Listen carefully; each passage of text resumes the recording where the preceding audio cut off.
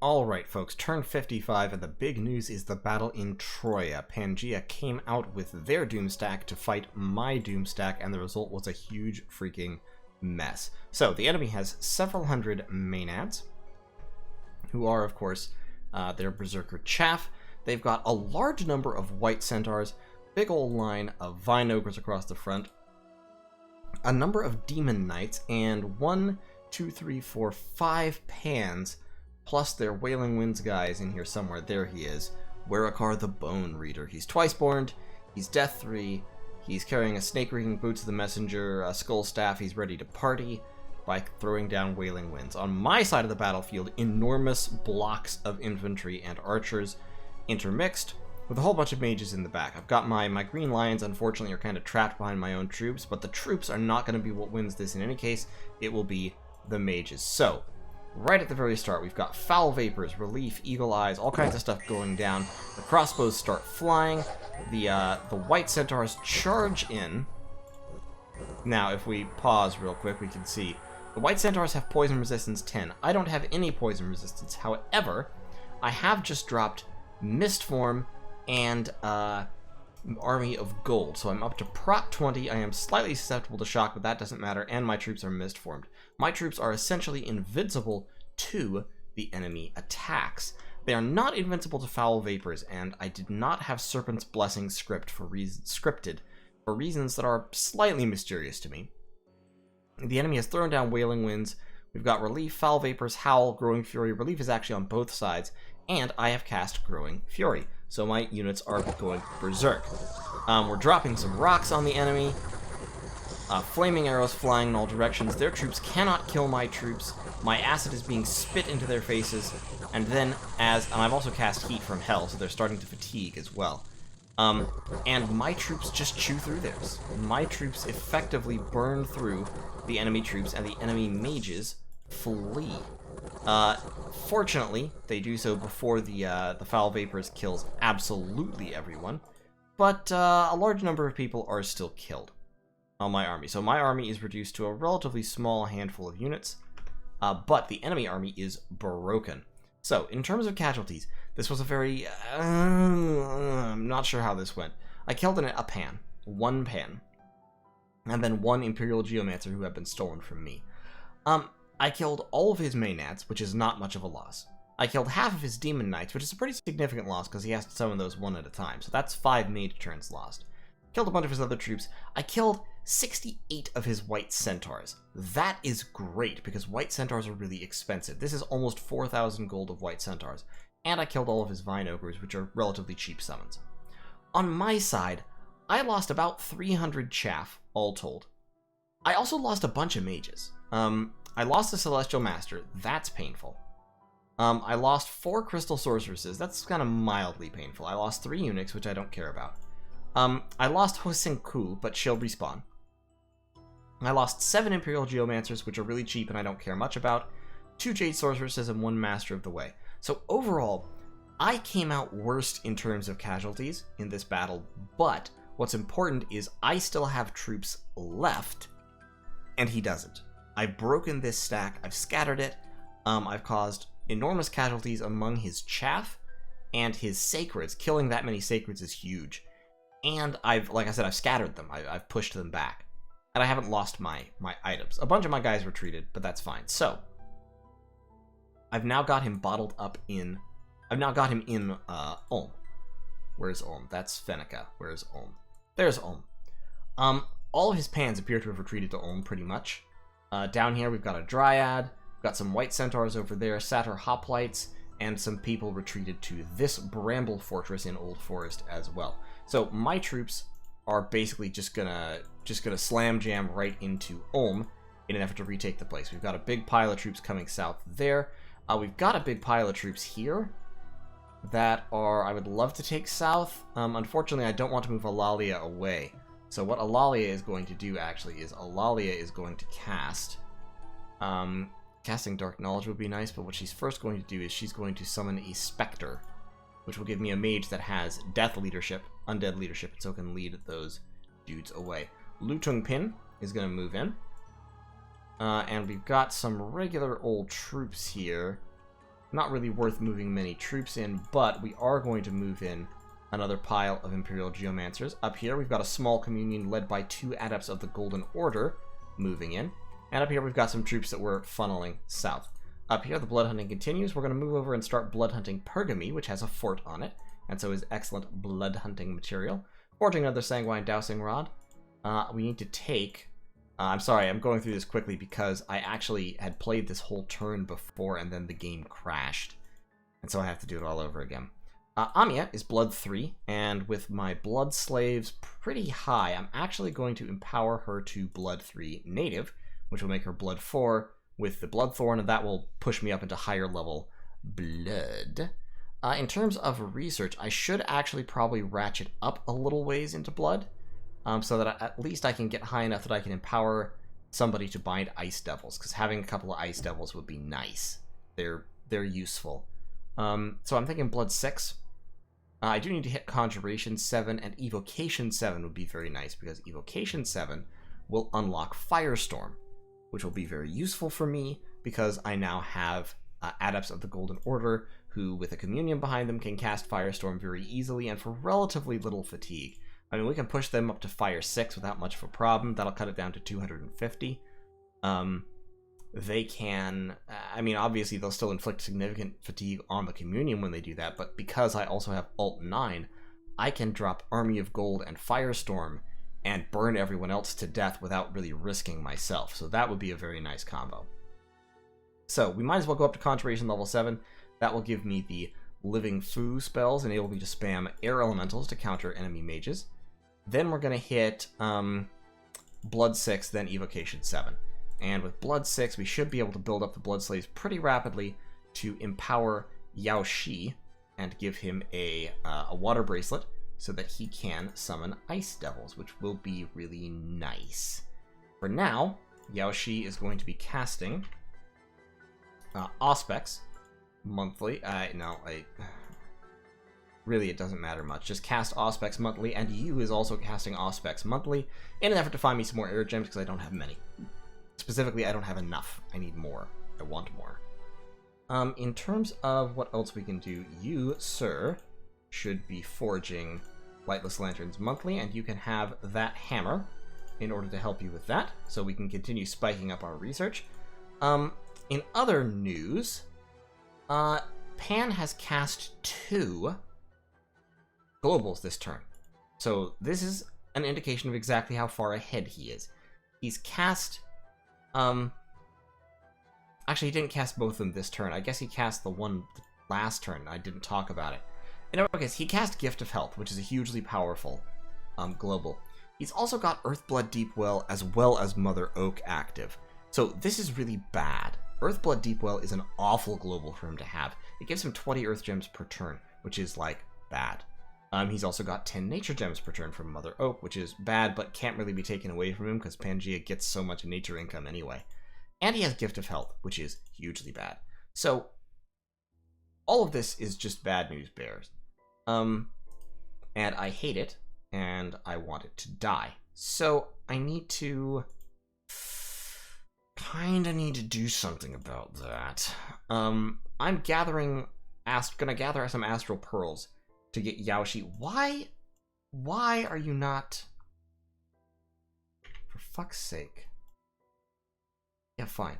I'm gonna get Yaoshi, who is Astral 4 at the moment.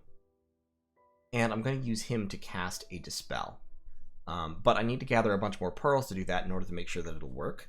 So I'm soliciting pearls from other people who are fighting Pangea so that I can dispel Earthblood Deepwell, which to my thinking is the most dangerous of the 3.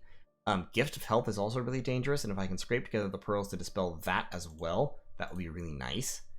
But it's easier for him to recast it, so it's likely to accomplish less to dispel it. It's likely to accomplish more to dispel EBDW.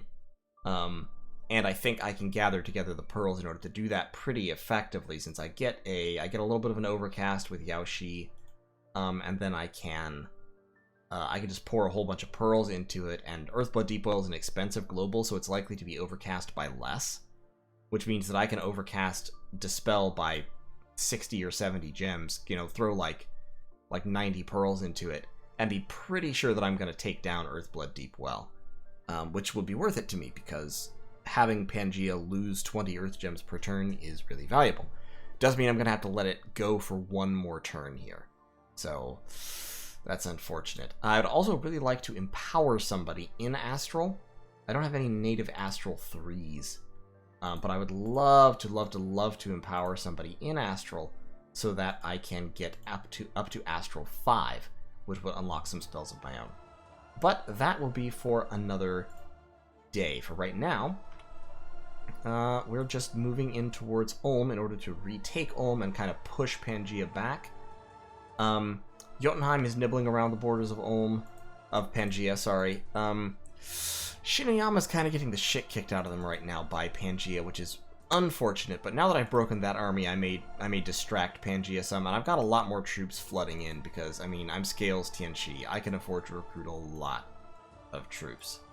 And Mr. Tan should run up there in order to grab some more troops, and I think we'll be in pretty good shape. I need to be recruiting some troops here. Just spam out some footmen there, and let's recruit some mages. Okay, so that's the turn. I'll see you all in turn 56. Alright, folks, Mandala turn 56. The back and forth continues. We've empowered in blood. We've got Well of Misery going down on the part of Sitis. This game has gone on long enough that we're filling up the global enchantments, and unfortunately none of them are mine, so that's a problem.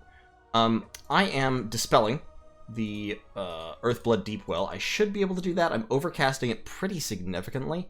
He would have had to throw in like 140 Earth Gems, or 120, 130 Earth Gems in order to equal my dispel. I'm besieging Ulm, moving in more troops. Got this army moving down, actually moving out to take a province and threaten him over here, threaten Pangaea over there. In terms of battles, didn't really have many battles here. I got taken out in Shade Forest, and we saw Sitis and Bandar log fencing. This was actually a pretty big battle and has some high-level summons in it. A Kanara, a Great Spider, got from a random event. It was just against province defense, though. They lost some light Bandar warriors. They mind-slaved some other guys there. And Sitis sent a Lone Sea King in. So, beyond that, not a whole lot going on. Found a fire site found a fire thing in Zinthra. I guess I actually haven't site searched here in fire, so I'm just going to have this guy search for magic sites real quick, because there might be a fire site here. And beyond that, we're just gathering up our forces to attack. Gathering up blood slaves, we are going to be empowering Yao Shi in blood. He's also casting Dispel. Give him a water bracelet and have him summon some ice devils once we hit blood 6, which will happen fairly soon. Just a couple of turns here, and then we'll bind a couple of ice devils. We may push up so that we can bind arch devils and or heliophagi, probably heliophagi as well, just to have some of those big late game units break us into some paths in a big way, and we can start maybe competing for those globals. But for right now, our gem income just really isn't supporting us. We need more gems. The only gems we have a lot of are Astral Pearls and Nature. We're spending all of our Nature gems right now summoning another Huli Jing, since they are very useful. And we should be able to retake Ulm fairly rapidly. Unfortunately, his mages are stealthy, so they've probably all snuck out of there. But we live in hope. We'll retake Ulm, stabilize the front line. Pangaea has tried offering me a ceasefire, which I really don't want to give them, because I need to keep as much pressure on Pangaea as possible. I don't know what's going on over here, because I don't have scouts. A lot of my scouts have died over the last several turns, however many turns. And that means I need to start recruiting more, so I'm going to actually start spending turns pumping out scouts instead of mages there. I have a lot of mages back here researching. And you can have that lantern that we forged. And, yeah. Go scouts for the moment. And we still have several places pumping out mages. That's fine. Great. So, oh, no. There we go. That is the turn.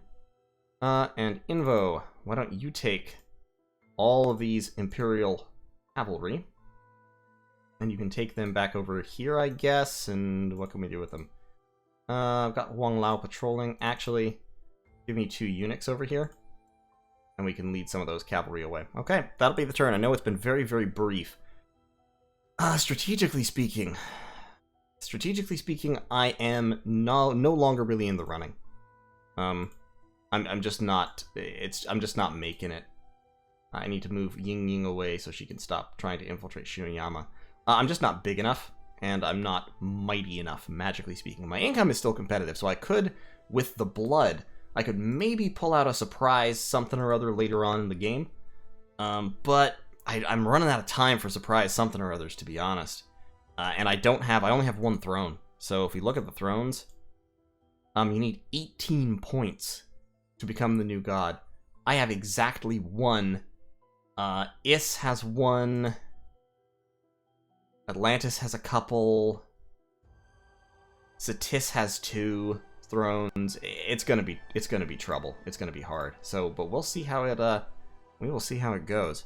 So thanks for watching. I know this is not a very exciting turn, but some turns just aren't very exciting. So I'll see you in turn 57. Alright folks, turn 57. This one was actually fairly peaceful. My little fort over here is under siege, but it doesn't really bother me much. It's not doing a whole lot for me. Moving armies down to start retaking these provinces. Ulm is still under siege and should be on the verge of cracking. My army over here took this province. I'm not going to show the battle. It was very uneventful. Did drop a few rocks. That was about the most exciting thing. And we're moving down to put pressure on his Bramble fort here at the Throne of Water. This would be a fantastic throne. I would love this throne. I need water gems like the desert needs the rain. And it allows me to recruit Hydromancers, which are pretty cool. Plus, it gives my Red Guard more defense skill if I ever recruit Red Guard and if I ever bless them, which I probably won't. But, more importantly, this is a Bramble fort, so its wall integrity is very, very low, meaning that this army actually can probably crack it in 2 or 3 turns unless Pangaea does something about it. So we are pushing on. And, of course, I've also got Murak moving in with a whole bunch of magical critters, and he will be able to move in to help. He's got all of his green lions. He's got a whole bunch of long dead horsemen. We've got a small communion here. And what I'm going to do is Ho Ku is going to move over here, where she's going to pick up some gems, and then I think she should be able to jump down to Old Forest carrying gems.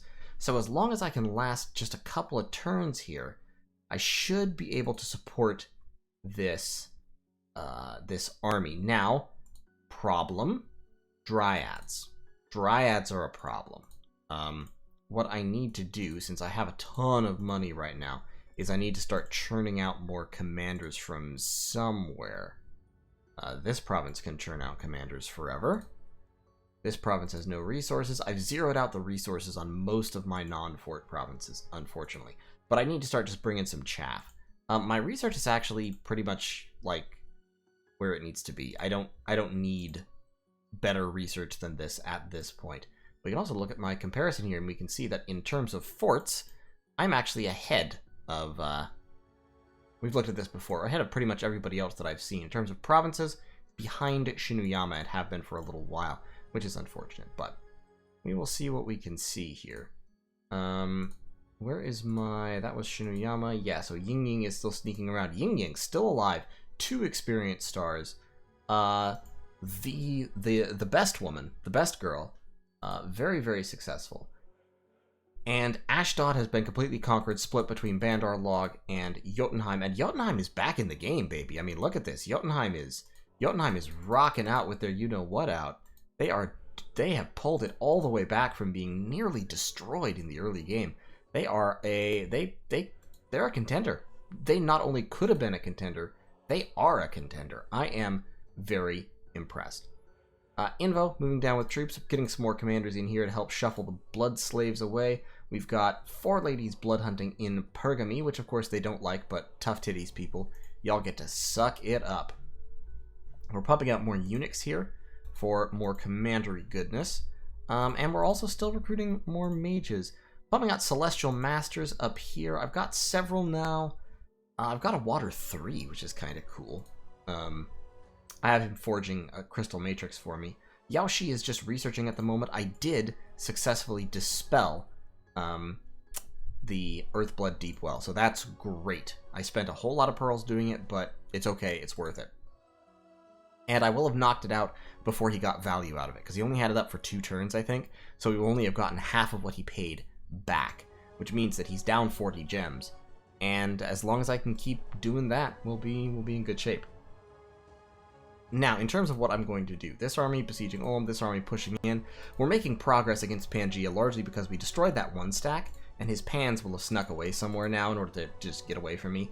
He's besieging Wick, and he's attacking Shinuyama, I would say very successfully, but he can't keep it up forever. As long as we keep the pressure on, and as long as Shinuyama keeps the pressure on, and hopefully Is keeps the pressure on, I hope they're still keeping pressure on somewhere over here, we can whittle him down, and that's really, really important. It has to happen. I've got this little fort here pumping out 2 scouts per turn, so we'll get a little bit more vision. I'm actually going to shift this one over to pumping out 2 scouts per turn as well, or maybe recruiting Imperial consorts. They are stealthier. Let's start actually recruiting Imperial consorts here, so that I can start getting spies into everybody's bases. That would be good. And yeah, we're doing pretty well. Like I said, I don't need this much research this turn actually, so I'm gonna take a whole bunch of these guys who are just kind of standing around here researching, and we're gonna shift them towards the front.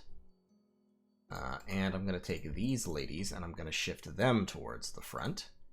And I'm going to take these guys and I'm going to put them in a fort where they can be safer. All these mages are also moving out. Miniature little communion that is supporting Meligol casting Living Fire with some fire gems that I had. Up here, we're going to give Gun that Lightless Lantern so he can be happy and productive and research 24 points per turn forever. Down to 1500 research per turn, but that's fine. That'll still give me evocation level 6, and I think I should be able to knock out level 7 in couple turns. 2400, yeah, 2 turns after that. Actually be about 500 over. I might be able to get it in 2 turns total from now, but we'll see. We will definitely see. But in the meantime, I think that's going to be the turn. Once again, another brief turn as we're getting later and later. We're hitting evocation 7. After that, I'm probably going to grab evocation level 6 for Enslave Mind. And then I may run all the way down to Master Enslave, because I think I can probably set it up to cast Master Enslave from one of my Doom stacks. Not too much, but I should be able to throw it a couple of times. And especially if I can stack some penetration gear, that could be very, very effective. Magic resistance negates easily means you're rolling magic resistance against, I believe, 8. But you could get up to +6 magic penetration from gear. Communions negate that somewhat, but you can still get like +2 or +3. Which means magic resistance against 11, that's a lot harder. And a couple droppings of dropping Enslave Mind on everybody in the battlefield a couple of times can be very, very effective. Very, very, very, very effective. Also, I have Conjuration level 7, so I'm going to save up Death Gems for Alalia to summon. Start summoning Mound Fiends, and they can start Skella spamming, and I can use them to boost up into slightly higher level Death. Since they are, if I recall correctly, Death 3. Yeah, it'll take me 28 Death Gems, so it'll be a little bit, but I can definitely do it. I can also use Arouse Hunger as a raiding spell if I really, really want to, but I don't really want to. I really want to get a Mound Fiend. Ritual of Rebirth, I don't think I have any heroes, do I? I don't think I do. Nope, no hero. No heroes for me. The heroes are full of... The Hall of Heroes is full of Adons, Jotun Werewolves, and Centaur Hierophants, plus a random Revenant. That's hilarious. And a couple Morgan Princesses. There's a Spectral Mage from Satis. That's pretty cool. Nice little spread. Several Sea Kings are dead, interestingly, so I wonder what was going on with that. Actually, they're still alive. Never mind. These are just Atlantis' Sea Kings rolling dirty. Rolling in the deep. Cool. Alright, so that is the turn. Still don't think I'm going to win this, but I may be able to push back against Pangea and make kind of a little bit of a better showing, maybe take another throne or two. And we'll see, I could still be in the game yet. So, thanks for watching. I'll see y'all in turn 58. Okay, Mandala turn 58. In battles this turn, well, this turn was kind of interesting. First of all, Ashdod has been finally destroyed, as has Celeria. So Ashdod and Celeria both gone. The Bakemono have claimed the Throne of Misfortune. We've hit Evocation level 6, heading down to 7. Pangea has recast Earthblood Deepwell, so we are going to need to get rid of that again.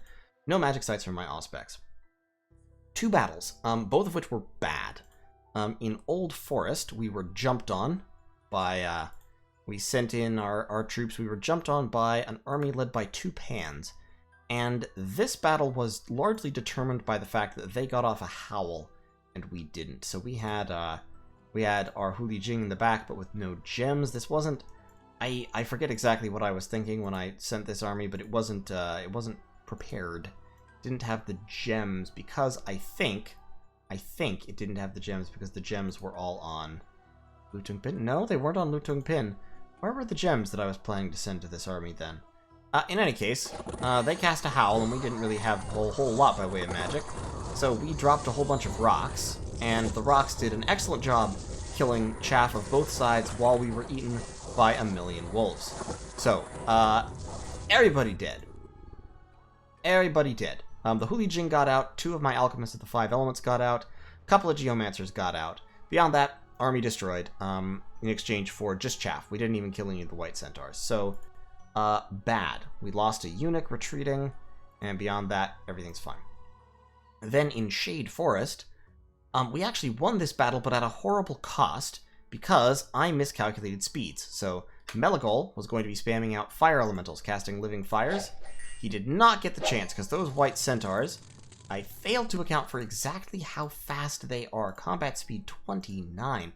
Super, super fast. So they actually got to him before he could cast his 3rd spell, and wiped him, or his 2nd spell even, I think, and wiped him out. And then they got into the back lines, and they started butchering my mages, and the infantry came in and killed them, since they were unblessed, but not before they butchered all the mages. So that fight was a victory, but a disaster.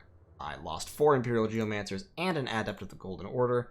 I killed 10 White Centaurs, which is 550 gold, so technically I didn't really come out behind, but still, losing 5 mages and a commander killing 10 sacreds is, ugly. So, that's a problem. We're actually no longer under siege in Star Peaks. The siege has been lifted. Those troops moved over here to intercept this attack on Shade Forest, and got wiped out.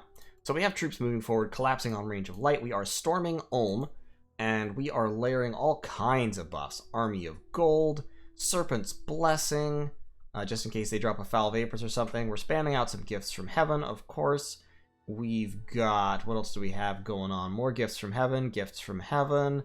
We've got Power of the Spheres, Heat from Hell, Light of the Northern Star, and Will of the Fates. Will of the Fates is an excellent little, so we're giving everybody luck. We're giving everybody just all kinds of things. It is everything in the kitchen sink. Except we're not casting, we don't actually have any air mages. We do have air mages in this army. What am I saying? Hush my mouth. We can also drop fog warriors. So, you, madame, you can take these air gems. Let's only take 3 of these air gems. And you are going to go Communion Master. And then you're going to cast Fog Warriors. So level 5 air, you will get a level 4, you will get up to level 4. The fatigue cost will hurt you though. Do I need Fog Warriors for this battle? I don't think I really need Fog Warriors for this battle. Honestly. Arcane Domination would be kind of cool, but he's not doing a whole lot of summoning. I could just drop Living Clouds. Because that would only be 100 fatigue. Summon Air Elemental would be a lot less. I could just summon a few Air Elementals. I do have Power of the Spheres, so that would be a really good buff to drop first. So let's drop Power of the Spheres, and then, yeah, we'll go ahead with Fog Warriors. So Fog Warriors, we will actually want 4 gems there, and we'll want a couple of Astral Pearls for Power of the Spheres. So if she's casting Power of the Spheres, then he doesn't need to. Zarin, you don't need to cast Power of the Spheres. Heat from Hell will be fine, so we can delete that. And those gems can go to her. There. Okay, that will be just fine. Great. So we will take Ulm with no trouble. In fact, there may not be any real resistance in Ulm because the Pans may have left. We're moving our Undead Legions plus a few Green Lions to take over Forbidden Forest, get the Caverns of Glowing Moss back. That'd be neat. And we're also claiming the Throne of the Moon. So we will finally have that gem income back. And that will be neat. I'm soliciting people for gems to dispel Pan's Earthblood Deepwell, but I don't anticipate having them for like 2 turns. So he might end up seeing some profit from it before we can slap it down. Very unfortunate, but I can't really... Like, I don't see a really good way to stop it, so... It'll just be what it is. Pangea is doing very well. They are being slowly pushed back. Honestly, me killing that stack over there and then Shiniyama fighting them down here... Although, to be honest, they're making, like, serious progress against Shiniyama. So, it kind of remains to be seen, like, what we can do. I don't feel like I'm winning this. And I feel like Pangea is generally winning the game. So, it'll be interesting. But in any case, I'll see you all in turn 59.